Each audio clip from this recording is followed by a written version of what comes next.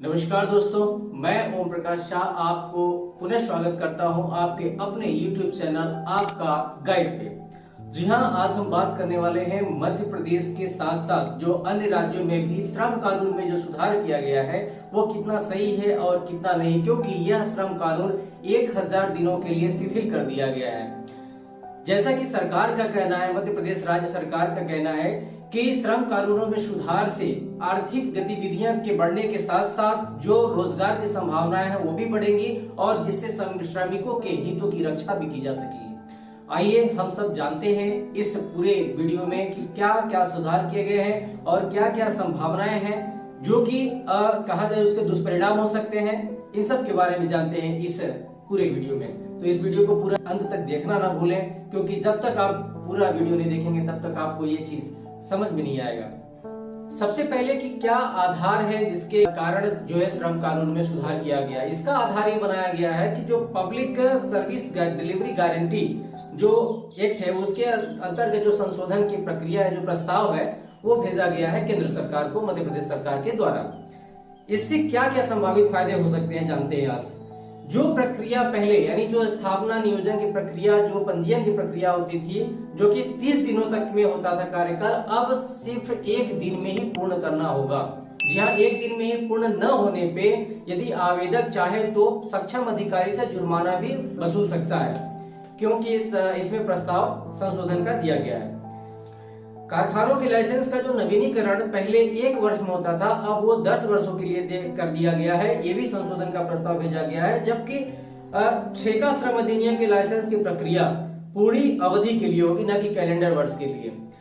दूसरी बात यहाँ पे सामने आई है कि कारखानों के लाइसेंस की जो व्यवस्था होती है, पंजीयन की जो व्यवस्था होती है ऑनलाइन की जाएगी। अब उसे दफ्तरों के शासकीय दफ्तरों के चक्कर नहीं काटने पड़ेंगे। प्रदेश में इस संशोधन के बाद जो दुकान या संस्थापनाएं जो भी कारखाने हैं वो अब सुबह 6 बजे से रात 12 बजे तक खुली रह सकती हैं और जहां पे सोशल डिस्टेंसिंग का भी पालन करना सुनिश्चित किया जाएगा।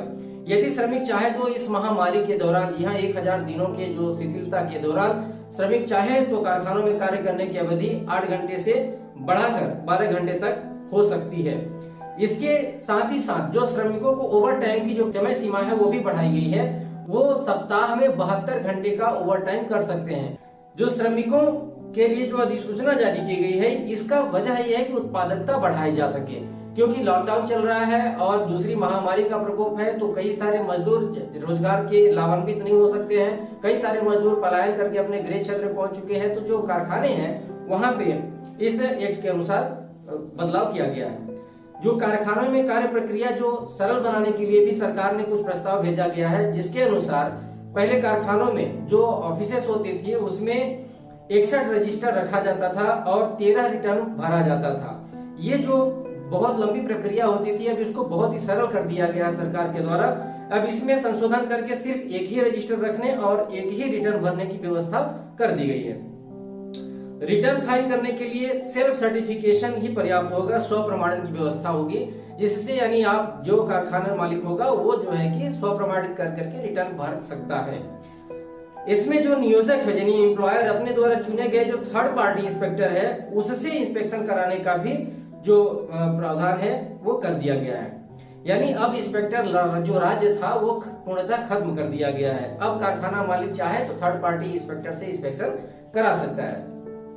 अच्छा, सबसे महत्वपूर्ण बात, जो थर्ड पार्टी इंस्पेक्टर जो होता था या लाइसेंस उसको लेना होता था, पंजीयन कराना होता था, तो पहले देश के आर्थिक राजधानी मुंबई में होता था। लेकिन मध्य प्रदेश सरकार ने अब इसे वहां से हटा करके अपने ही राज्य में पंजीयन करने की व्यवस्था भी कर दी है। जिस कारखानों में 50 से कम संख्या के वाले जो मजदूर होते हैं उसमें जो इंस्पेक्शन होता था यानी निरीक्षण जो किया जाता था, अब उनको उस अवधि से बाहर कर दिया गया, यानी अब वहां पे इंस्पेक्शन की आवश्यकता नहीं होगी। और इसके साथ ही जो कुटीर उद्योग हैं, छोटे उद्योग हैं, अब उनमें निरीक्षण नहीं करने का प्रावधान प्रस्ताव किया गया है। और कोई मजदूर शिकायत करता है अपने लाभों को लेकर के, तो उसमें जो है कि लेबर कमिश्नर निरीक्षण करने जाएगा, यानी उसे कोर्ट में जाने की आवश्यकता न होगी।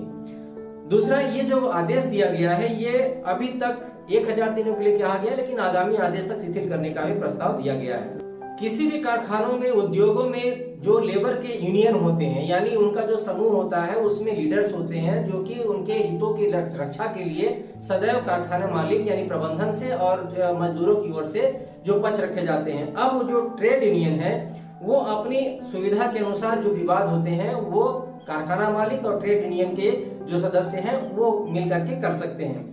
यानी कि अब उनको लेबर कोर्ट में जाने की आवश्यकता न होगी, यानी लेबर जो होता है उसका ट्रेड यूनियन वो और कारखाना मालिक इसको दोनों को मिलकर के विवादों को सुलझा सकते हैं। जो पहले जो उद्योग चल रहे थे, जो पिछड़ गए थे, जो विवाद के अंदर के जो दंड की धाराएं थी उसमें कंपाउंडिंग का भी प्रावधान किया गया है।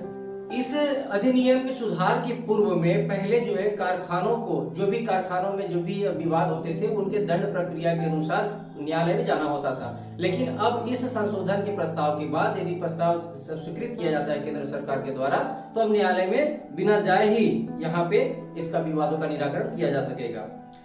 इसमें वेतन ठीक से मिल सके मजदूरों को, इसको सुनिश्चित करने के लिए उद्योग मालिक अपनी सुविधा अनुसार श्रमिकों का भी चयन कर सकता है। यहाँ एक प्रश्न चिन्ह खड़ा होता है कि ये जो वेतन का निर्धारण जो मालिक करेगा, इसमें भी सरकार का हस्तक्षेप न होने के कारण कहीं न कहीं आगे दुष्परिणाम हो सकते हैं।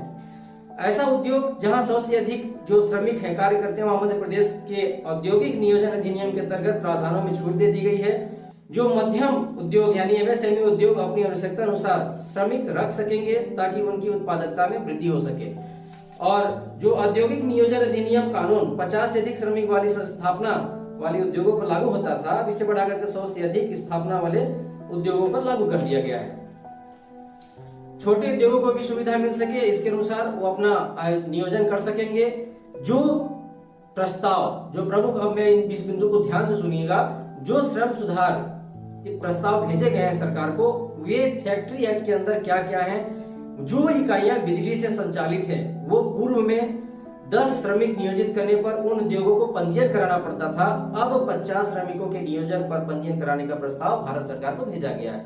ये बहुत ही महत्वपूर्ण बिंदु है कि 10 श्रमिक वाली जब संस्था होती थी उसको पंजीयन कराने के बजाय 50 श्रमिकों के नियोजन कर देने से इसमें इकाइयों को जो है अब आजादी मिल गई है, यानी कि अब राहत मिलेगी और अपनी पूरी क्षमता का उपयोग करते हुए अपना उत्पादन बढ़ा सकते हैं। जो कारखाना अधिनियम यानी फैक्ट्री एक्ट के अंतर्गत जो इकाइयां बिना बिजली के और 20 श्रमिकों द्वारा नियोजित करने और पंजीयन की सीमा समाप्त करने का भी प्रस्ताव भारत सरकार द्वारा भेजा गया है।